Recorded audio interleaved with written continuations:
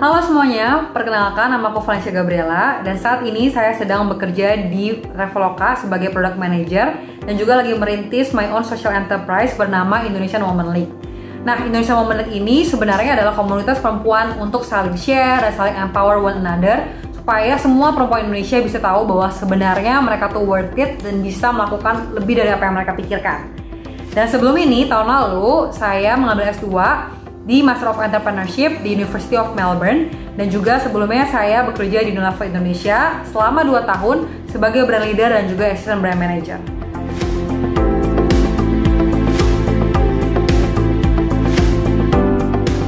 Nah, ada 2 kriteria nih. Yang pertama adalah supaya produk atau service kita tepat sasaran. Yang kedua adalah gimana supaya kita punya strong business model yang bisa menyokong produk atau service yang kita mau tawarkan itu.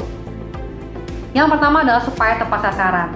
Nah, di sini yang tadi aku bilang, gimana kita bisa identify problemnya apa, yaitu sebenarnya kebutuhan dari konsumen tersebut atau pain point yang kita pengen solve dari produk kita itu apa sih sebenarnya. Dan yang kedua adalah konsumennya. Nah, di sini adalah kelompok konsumen yang kita lihat mempunyai problem atau kebutuhan yang kita pikirkan ya di pertama-tama itu, atau sebenarnya kelompok konsumen apa sih yang kita actually bisa menambah value dari mereka melalui ide yang kita pikirkan.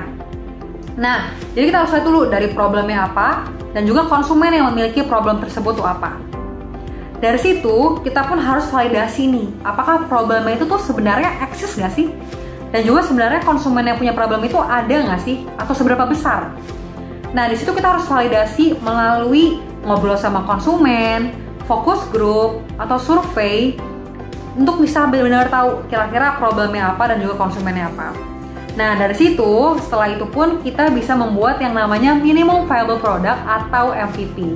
Di sini kita bisa buat sebuah produk yang sangat minimum yang sesuai dengan requirement ya. Kira-kira bisa memenuhi kebutuhan konsumen dan kita luncurkan sedikit ke market untuk ngetes kira-kira sebenarnya orang-orang tuh interest gak ya? Atau orang-orang benar-benar ditambah gak ya value-nya dengan produk atau service yang kita berikan. Yang kedua, supaya bisnisnya tetap jalan adalah kita harus punya bisnis model yang strong. Nah, tools yang bisa sangat berguna untuk bisnis model kita adalah bisnis model Canvas yang terbangun dari 9 blok yang sangat relevan untuk bisa buat bisnis model kita jadi strong. Yang pertama adalah konsumen.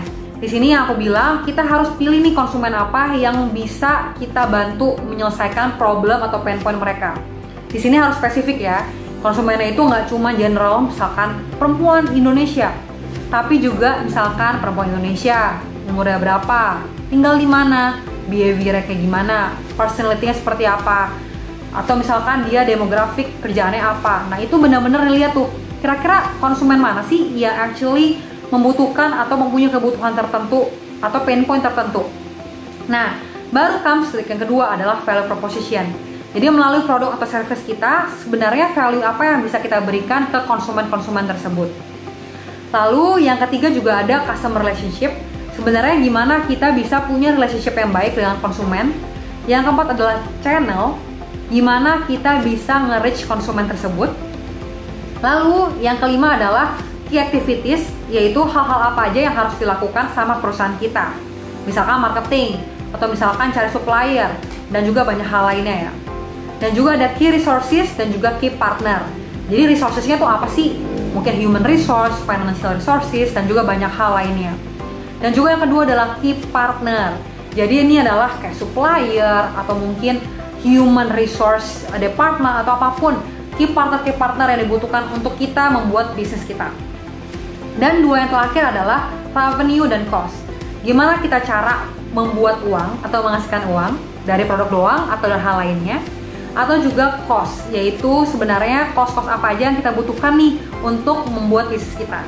Nah, nanti kita akan kelihatan tuh dari bisnis model kita, kira-kira sebenarnya bisnis model kita cukup strong nggak ya? Atau cukup sesuai nggak ya dengan problem dan juga konsumen yang kita targetin di awal. Nah, di situ teman-teman bisa lihat apakah produk atau service teman-teman itu sesuai dengan market atau enggak. Yang kedua, apakah bisnis model teman-teman itu cukup strong atau enggak.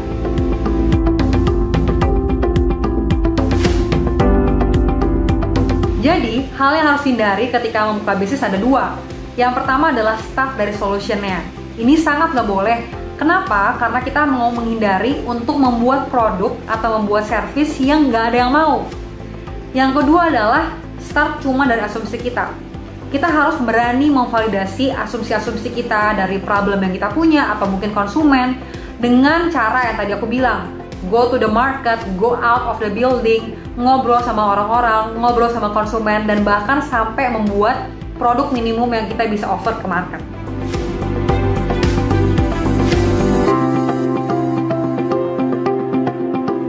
Jadi tips untuk teman-teman yang berniat buka bisnis, ayo buka bisnis dengan fondasi yang lebih kuat. Dengan kita menjadi orang yang ngitungin tuh risknya kayak gimana, punya bisnis modelnya seperti apa, dan juga tahu problem dan juga konsumennya.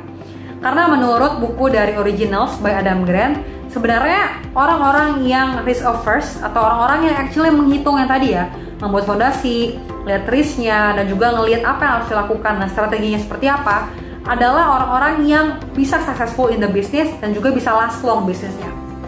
Bukan berarti kita jadi kayak nunggu supaya nggak launch the market. Just launch it is okay, just get it done. Minimum produk itu nggak apa-apa, as long as teman-teman tahu bahwa minimum produk itu bisa membantu problem atau kebutuhan dari konsumen yang teman-teman target. Itu yang paling penting. Jadi, ayo langsung build your product, learn dari situ juga, test it terus dan measure it, dan juga build lagi, test lagi, measure it lagi, dan juga launch the market, launch the product yang teman-teman punya. Thank you semuanya, semoga pelajaran hari ini bisa berguna, dan kalau teman-teman masih punya pertanyaan, jangan hesitan untuk langsung tanya ke Lati ID atau juga bisa langsung DM aku di Instagram aku. Thank you, bye!